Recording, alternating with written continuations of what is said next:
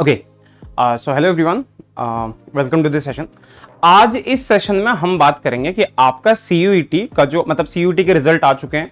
तो आप सारे लोगों को रिजल्ट जिनका अच्छा आया उनको कॉन्ग्रेचुलेशन, जिनका रिजल्ट थोड़ा खराब रह गया या ऐसा है कि जिनको लगता है कि नहीं मार्क्स थोड़े कम आए, तो यार ऑल द वेरी बेस्ट कि आप जैम 23 जो है वो आप अच्छे से दो। ठीक है, तो ये जो सेशन होगा यहाँ पे हम बात करेंगे कि अब रिजल्ट तो आ गया, तो रिजल्ट आने के बाद हम क्या करेंगे। देखो पहली बात मैं आपको समझा देता हूं कि एक डिटेल, देखो ये होगा क्या कि लास्ट ईयर जो प्रोसेस था, मैं बस वेट कर रहा था कि कोई एक यूनिवर्सिटी जो अपना नोटिफिकेशन रिलीज करे, क्योंकि कर्नाटका सेंट्रल यूनिवर्सिटी कर्नाटका ने अपना नोटिफिकेशन रिलीज कर दिया है और उनका प्रोसीजर डिट्टो सेम है जैसा उनका लास्ट ईयर का था। तो मैं मान के चल रहा हूं कि इस बार भी कोई सेंट्रलाइज्ड फॉर्म नहीं आएगा, हर यूनिवर्सिटी में आपको अलग से ही अप्लाई करना पड़ेगा। सिंस सेंट्रल यूनिवर्सिटी कर्नाटका जो अपना फॉर्म रिलीज कर चुका है, तो मेरे ख्याल से एक दो दिन में Jharkhand, Kerala, Bihar, Rajasthan, BHU, HCU, JNU ये सारे अपने फॉर्म रिलीज कर देंगे। ठीक है, तो क्या करना है इसके बाद, क्या प्रोसीजर रहेगा, इन चीजों के बारे में एक एक करके मैं बात करता हूं। साथ में आपको कुछ यूनिवर्सिटीज के वेबसाइट्स भी दिखा देता हूं जिसमें आपको दिख जाएगा कि हाँ अभी इनका नोटिफिकेशन जो नहीं है, आप चाहो तो सेपरेटली चेक कर लेना। सबके लिंक जो है मैं आपको नीचे डिस्क्रिप्शन बॉक्स में दे दूंगा। अच्छा, इनमें से मैक्सिमम यूनिवर्सिटीज जो हैं आपके फिजिक्स के लिए कैसे हैं, इसका रिव्यू मैं ऑलरेडी कर चुका हूं, इस पे वीडियोस मैं ऑलरेडी बना चुका हूं, सबके लिंक मैं डिस्क्रिप्शन बॉक्स में डाल दूंगा। ठीक है, कि आपका BHU कैसा है, BHU की फैकल्टीज कैसी है, HCU कैसा है, फैकल्टीज कैसे हैं, सेंट्रल यूनिवर्सिटी बिहार, झारखंड ये कैसे हैं, जो अब तो झारखंड, केरला तक मैंने बना दिया। ठीक है, उसका जो अभी नए यूनिवर्सिटीज ऐड हुए जैसे तेजपुर यूनिवर्सिटी हो गया, पुडुचेरी यूनिवर्सिटी हो गया, ये नहीं किए मैंने। ठीक है, इनका रिव्यू जो है बहुत जल्दी आ जाएगा, ट्राई करूंगा कि उनका जो है जल्दी थोड़ा सा मैं बता दूं कि फैकल्टीज वगैरह कैसे हैं। बट बाकी जितने यूनिवर्सिटीज है इनकी लिस्ट आपको इनका जो है वीडियो, इन पे वीडियो जो है मैं बना चुका हूं। फैकल्टीज का पढ़ाई कैसी होती है, रिसर्च का एनवायरमेंट कैसा है, MSc आपकी कैसी होगी, वहां पे सबका डिटेल वीडियो जो आपको मिल जाएगा। तो प्लीज चैनल को सब्सक्राइब कर लो अपकमिंग वीडियोस के लिए, और भी आपको इसी तरह के आपके काम के लायक वीडियोस जो आपको आराम से धीरे धीरे मिलते जाएंगे। ठीक है, तो सबसे पहले बात करते हैं भाई BHU की। तो BHU ने अभी तक अपना फॉर्म रिलीज नहीं किया है फॉर CUET PG एडमिशन 22 के लिए। 22 का बस इनका वही पुराना नोटिफिकेशन है, क्या बोलते हैं, इंफॉर्मेशन बुलेटिन ब्रोशर वाला। उसके बाद इन्होंने अपने वेबसाइट पर अभी तक कुछ भी नहीं दिया। अच्छा, अगर बात कर रहे हैं इसकी क्या बोलते हैं इसको, इन्होंने ये शायद JNU का है, तो JNU ने भी अभी तक कुछ भी नहीं दिया। इन्होंने सीधा लिख दिया कि programming admission will be through CUET PG और CA जो भी है, ये इनका पूरा करा हुआ है। ठीक है, तो इसमें भी कुछ नहीं है फिलहाल। JNU ने भी अपना नोटिफिकेशन अभी रिलीज नहीं किया है। ठीक है, उसके बाद बात कर रहे हैं हैदराबाद सेंट्रल यूनिवर्सिटी की। तो हैदराबाद सेंट्रल यूनिवर्सिटी भी अभी वेट कर रहा है, इसने भी अभी तक कुछ नहीं किया है। ठीक है, आप वेबसाइट सबका देख लो, सबके पीछे यहाँ पे एक वेबसाइट में नोटिफिकेशन एडमिशन वाला जो पेज है वो सब कुछ ओपन करके रखा हुआ, कहीं पे कुछ भी नहीं। ठीक है, आप राजस्थान की अगर बात करो, CU राजस्थान की अगर बात करो, तो इन्होंने भी अभी तक कुछ भी नहीं दिया। बस है PG एडमिशन का इनका शायद ये किया हुआ है, ये पुराना वाला जो आपका ये ना कि ऑनलाइन वही जो आपका CUET का जो पोर्टल खुलेगा वही वाला वेबसाइट है, इनका कुछ भी नहीं है। उसके बाद ये आपका हो गया Punjab central university of Punjab, इनका भी अभी तक कुछ भी नहीं आया। अच्छा, आप लोग बहुत सारे कंफ्यूज होंगे, सर इंटीग्रेटेड MSc का तो आ चुका नोटिफिकेशन। अरे भाई, इंटीग्रेटेड MSc जो है वो UG का कोर्स है वो। ठीक है, आप अंडर ग्रेजुएट 3 साल की BSc 2 साल की MSc करने वाला वो कोर्स है। ठीक है, तो उसके फॉर्म्स आ चुके हैं, वो आपके लिए नहीं है। आपके लिए जो फॉर्म है वो PG वाला होगा, CUET PG 22 एडमिशन वाला होगा। तो अभी पंजाब ने भी अब तक ये जो जिस टाइम पे मैं ये कर रहा हूं, आज का जो डेट है दैट इज 28 सितंबर, टाइम जो हो गया 2:47 तक, अभी तक कोई नोटिफिकेशन इनका नहीं आया। ठीक है, अगर इसकी बात करें, सेंट्रल यूनिवर्सिटी हरियाणा की बात करें, तो इनका भी अभी तक कुछ नहीं आया। आप हर जगह चेक कर लेना। एक मैं आपको जिसका नोटिफिकेशन आया वो एक्चुअली कर्नाटका, तो मैं एक एक करके ले जाकर आपको दिखा देता हूं। ठीक है, उसका कर्नाटका के एडमिशन प्रोसीजर के बारे में डिटेल में बात करेंगे, और ये मान के चलना कि लगभग जितने सेंट्रल यूनिवर्सिटीज हैं, ठीक है, जितने भी सेंट्रल यूनिवर्सिटीज हैं, इनका एडमिशन प्रोसीजर रफली सेम ही रहने वाला, रफली सेम डॉक्यूमेंट्स वो भी मांगेंगे। ठीक है, फीस भी ऑलमोस्ट आसपास ही होगी, बहुत ज्यादा डिफर नहीं करेगा। हाँ, ये हो सकता है कि किसी का किसी में एडमिशन जो होगा उस टाइम पे आपको गूगल पे रहना पड़ेगा डॉक्यूमेंट्स वगैरह प्रोड्यूस करने के लिए, कि आपको गूगल मीट वगैरह किसी के थ्रू, वो अलग अलग यूनिवर्सिटी का अलग अलग प्रोसीजर हो सकता है। ठीक है, तो मैं उसके बारे में बात करता हूं। तो ये जो आपका हो गया, this is central university of south Bihar, इनका भी अभी कोई भी नोटिफिकेशन नहीं आया। ठीक है, ये आपका हो गया CU झारखंड का भी कोई नोटिफिकेशन अभी फिलहाल के लिए अवेलेबल नहीं है।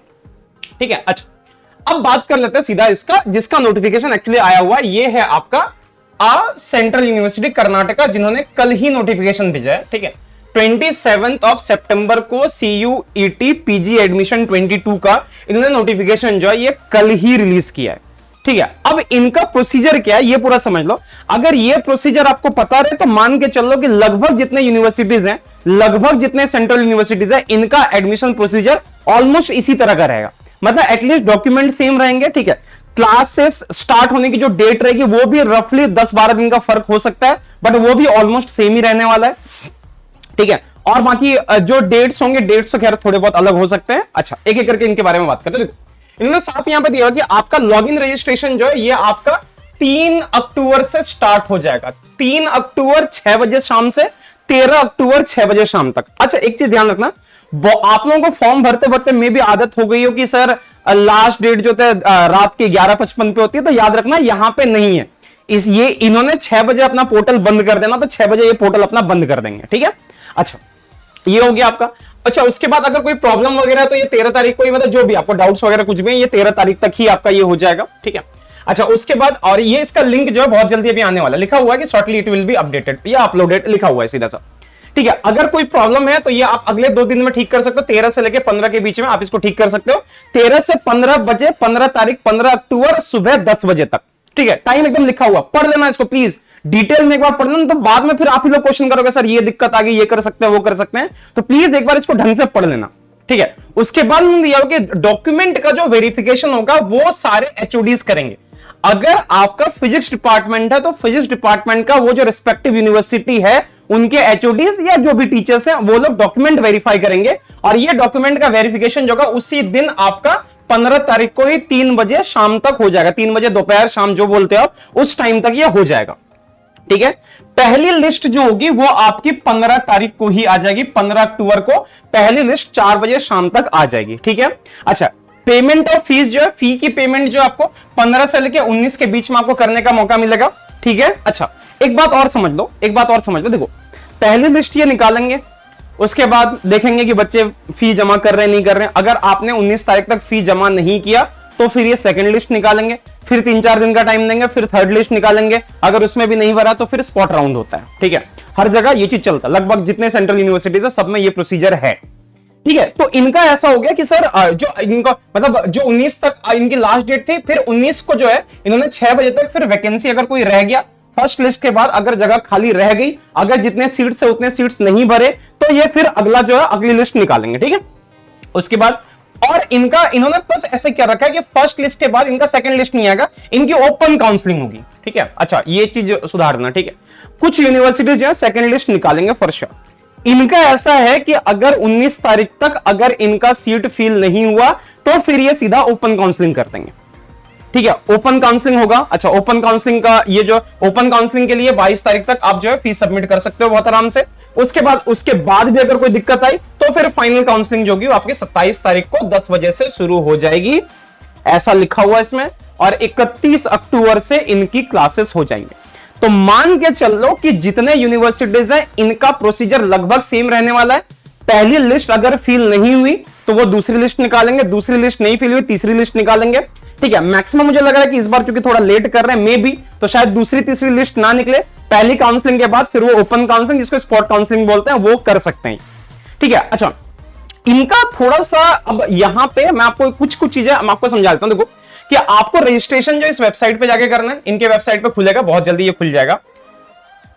इनकी फीस है, अगर आपको सीयू, जो कि बहुत वाहियात चीज है, ठीक है, अगर आपको सिर्फ सीयू कर्नाटका में अप्लाई करना है तो you have to pay a refundable amount of 500 for general category. Female category के लिए आपका 250 है, और एसटी एससी के लिए 100 है, और ओबीसी के लिए, सॉरी ओबीसी और ईडब्ल्यूएस सबके लिए 500 है।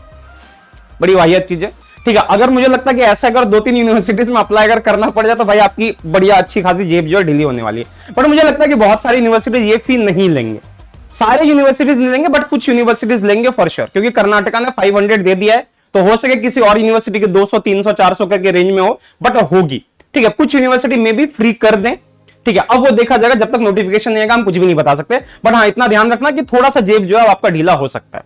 अच्छा, ये किया हुआ इसका। अच्छा, उसके बाद इनका तो ये पूरा दिया हुआ पोर्टल वगैरह ये है जहां पे आपका सारा पूरा एडमिशन का ये होगा, ठीक है। All the candidates should ensure there eligibility. देखो आप एलिजिबिलिटी एक बार चेक करना, हर यूनिवर्सिटी का कुछ अलग अलग तरह से एलिजिबिलिटी होता है, ठीक है।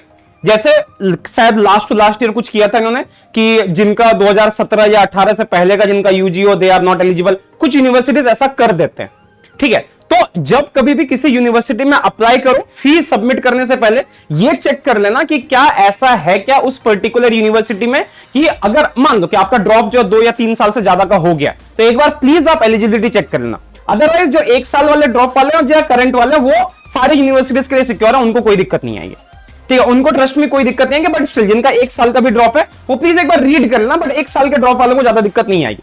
1 साल के ड्रॉप वाले या जिनकी बीएससी मतलब जिनका ग्रेजुएशन अभी हो रखा है उनको कोई दिक्कत नहीं आएगी फॉर श्योर। बट एक बार प्लीज रीड कर लेना। करंट वालों को तो खैर कोई दिक्कत नहीं आएगी। जिनका 1 साल का ड्रॉप है वो एक बार रीड कर लेना। 2 या 3 साल का जिनको ड्रॉप है वो प्लीज हर यूनिवर्सिटी का एलिजिबिलिटी क्राइटेरिया चेक कर लेना, क्योंकि प्रॉब्लम होती है और ये जेन्युइन प्रॉब्लम है, ठीक है। आप चेक करोगे, सीधा फॉर्म भरने जाओगे, आपने पता चला पेमेंट कर दिया, जब आपका वो क्या बोलते हैं ऑनलाइन काउंसिल, तो ऐसे लोग प्लीज अपना क्राइटेरिया जो है वो एक बार चेक कर लेना। जिनका ड्रॉप जो है वो 2 साल मतलब 2 साल या 2 साल से ज्यादा हो, तो हर यूनिवर्सिटी में आप प्लीज एक बार क्राइटेरिया चेक कर लेना। मैं ये नहीं कह रहा हूं कि आप एलिजिबल नहीं हो सके कुछ यूनिवर्सिटीज ऐसे रिस्ट्रिक्शन लगा दे, तो आप प्लीज एक बार चेक करना। ये ना हो कि आपने पेमेंट कर दी और वहां पे फिर आपको पता चला कि जब आप डॉक्यूमेंट वेरीफाई कर रहे हो तो आपका आ गया कि यू आर नॉट एलिजिबल। तो प्लीज इसको एक बार अपने साइड से चेक कर लेना, ठीक है। अच्छा, उसके बाद जितनों का आपका कैटेगरी सर्टिफिकेट का इन लोगों ने एक फॉर्मेट दे रखा है, ठीक है। बट अगर आपके पास कैटेगरी सर्टिफिकेट है, आपने अगर मतलब जो अथॉरिटी है जिनसे बनवाना चाहिए, अगर आपने उनसे प्रॉपरली बनवा रखा है तो आई डोंट थिंक कि कोई इशू होना चाहिए, इसमें कोई प्रॉब्लम नहीं आएगी। तो अगर आपके पास है डॉक्यूमेंट तो इन दैट केस इस केस में कोई प्रॉब्लम आपका नहीं होगा, ठीक है। क्या क्या डॉक्यूमेंट चाहिए, देखो सीधा सा यहां पे बोला गया कि जितने कैंडिडेट्स हैं इनके पास आपके फोटोज के जो है इनका प्लीज आप जेपीजी हो गया, पीडीएफ हो गया या जेपी किसी फॉर्मेट में प्लीज आप सारे डॉक्यूमेंट का स्कैन करके अपने पास रख लेना। रजिस्ट्रेशन प्रोसेस में पासपोर्ट साइज फोटो की जरूरत पड़ सकती है।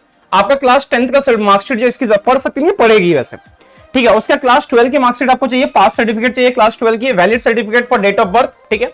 डेट ऑफ बर्थ सर्टिफिकेट अगर आपका म्युनिसिपैलिटी से है तो चल जाएगा, अदरवाइज अगर वोटर आईडी है तो भी चलेगा। क्लास 10th की मार्कशीट में भी आपका डेट ऑफ बर्थ होता है, तो अगर वो है तो आई थिंक चल जाना चाहिए, काम चल जाएगा, उससे कोई इशू आपका नहीं आएगा, ठीक है।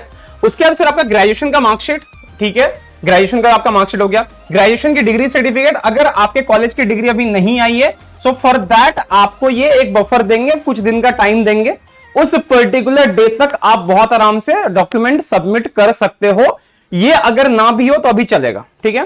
पोस्ट ग्रेजुएट का तो खैर कुछ है नहीं, ये आप लोगों का कुछ लगेगा नहीं पोस्ट ग्रेजुएट वाला, अगर है ऐसा कुछ तो देख लेना, ठीक है। उसके बाद conduct certificate from the head of institute last attended, मतलब ये बेसिकली होता कुछ नहीं है, ये आपका प्रोविजनल सर्टिफिकेट होता है। अगर आपके पास प्रोविजनल सर्टिफिकेट है तो आई थिंक काम चल जाएगा, इससे कोई दिक्कत नहीं आएगी। अच्छा, माइग्रेशन सर्टिफिकेट, अगर अभी आपने माइग्रेशन नहीं बनवाया तो जाके प्लीज अप्लाई कर दो, क्योंकि माइग्रेशन की जरूरत पड़ेगी आपको, ठीक है।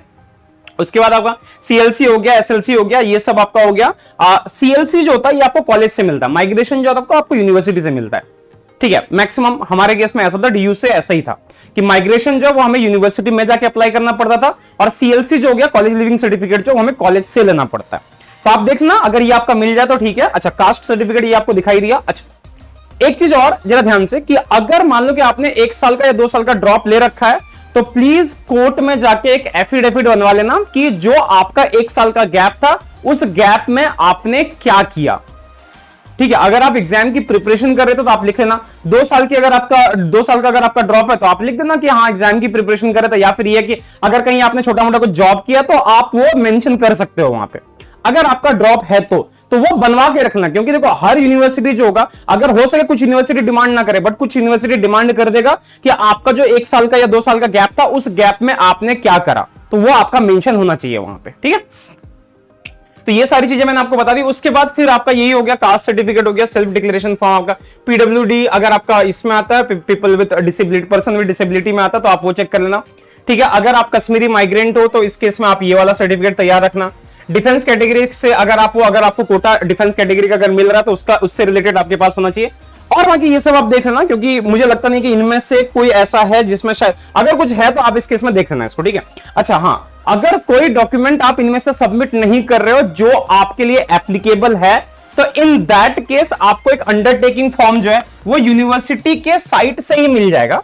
आई होप ये यूनिवर्सिटी के साइट पे ही कहीं पे होगा अवेलेबल, मैंने चेक नहीं किया, बट जब आप फॉर्म भरोगे उस टाइम पे आपको ये मिल जाएगा अंडरटेकिंग फॉर्म, ठीक है। अगर नहीं मिला इन दैट केस यूनिवर्सिटी को मेल करना, ठीक है, और अंडरटेकिंग फॉर्म जो उनसे डिमांड करना, they will send it for sure.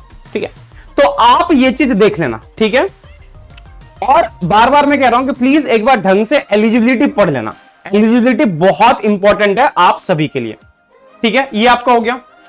उसके बाद जब आपका एलिजिबिलिटी क्राइटेरिया कुछ हो जाएगा, अगर उसके बाद भी आपके पास अगर कुछ प्रॉब्लम है तो आप एचओडी से सीधा कांटेक्ट कर सकते हो। एचओडी या जो भी कंसर्निंग अथॉरिटी है जहां पे आप एडमिशन ले रहे हो, उनको अपने ग्रीवेंसेस जो है वो आप शेयर कर सकते हो कि हाँ सर ये प्रॉब्लम है, वो प्रॉब्लम है, जो भी है वो प्रॉब्लम आपका सॉर्ट आउट हो जाना चाहिए, अगर आपका कोई मतलब ये केस ना हो तो।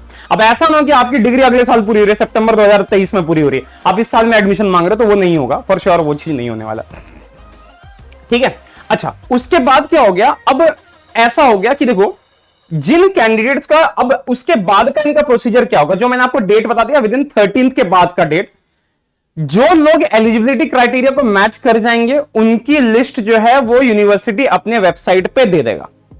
ठीक है, थोड़े दिन बाद वो दे देगा, लेकिन ध्यान रखना वो आपका कट ऑफ नहीं होता है। ठीक है, वो प्रोविजनली सिलेक्टेड स्टूडेंट्स की लिस्ट नहीं होती, वो जो लिस्ट होती है बेसिकली वो लिस्ट उन स्टूडेंट्स की होती है जिन लोगों ने अप्लाई कर रखा है, and those who are just eligible.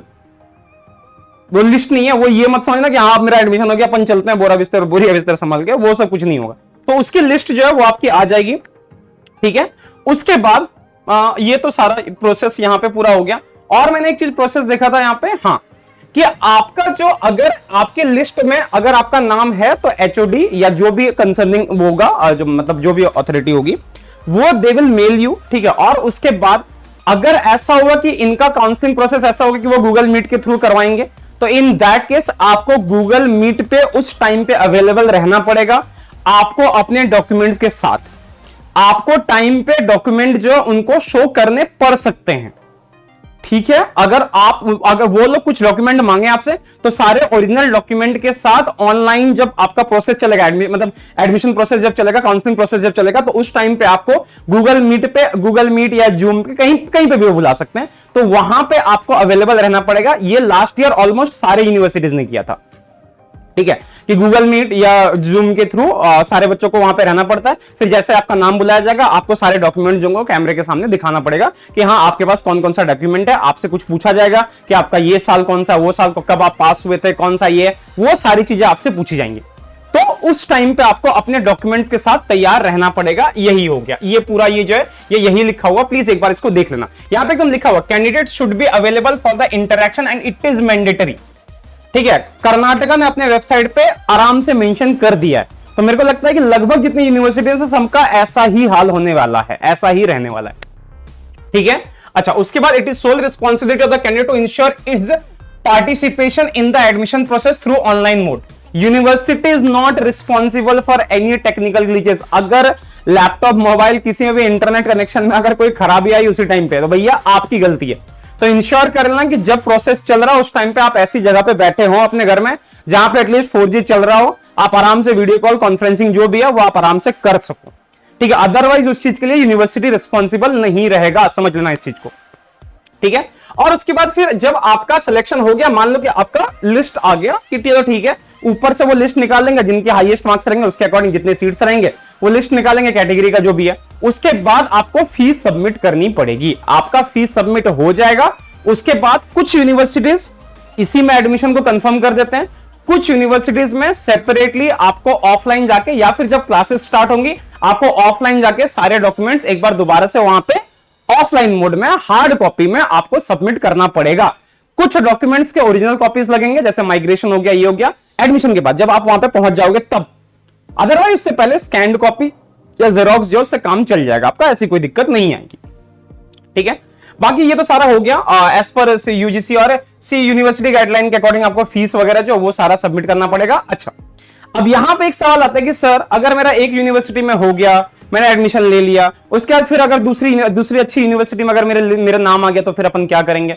तो सर ऐसा है कि आप उस यूनिवर्सिटी को बोलो कि मेरा एडमिशन हो गया है जिसको मेरे को कैंसिल करवाना है, तो वो कैंसिल करा देंगे, कुछ फी डिडक्ट करेंगे 200-400 रुपए। अगर क्लासेस स्टार्ट नहीं हुई है और उस टाइम पे अगर आप एडमिशन कैंसिल कराते हो तो थोड़े कम फी जाते हैं। क्लासेस स्टार्ट जैसे जितना लेट होगा, जैसे जैसे आपका टाइम आगे बढ़ता जाएगा उस हिसाब से थोड़ा परसेंटेज जो है वो डिडक्ट होगा, अदरवाइज आपको अपनी फी वापस मिल जाएगी। ठीक है, बट हाँ थोड़ा सा तैयार रखना, थोड़ा पैसा तैयार रखना, ठीक है, कि हो सके, क्योंकि उनका रिफंड आने में हो सके थोड़ा सा टाइम लगेगा, तो उससे पहले प्लीज अपने पास थोड़े पैसे रखना, ताकि अगर एक जगह से दूसरी जगह पे एडमिशन हो और वहां पे एडमिशन आपको इंश्योर कराना हो तो उस टाइम पे आप एडमिशन फी वहां पे सबमिट कर सको, ठीक है। थोड़े से पैसे जो जमा करके रखना।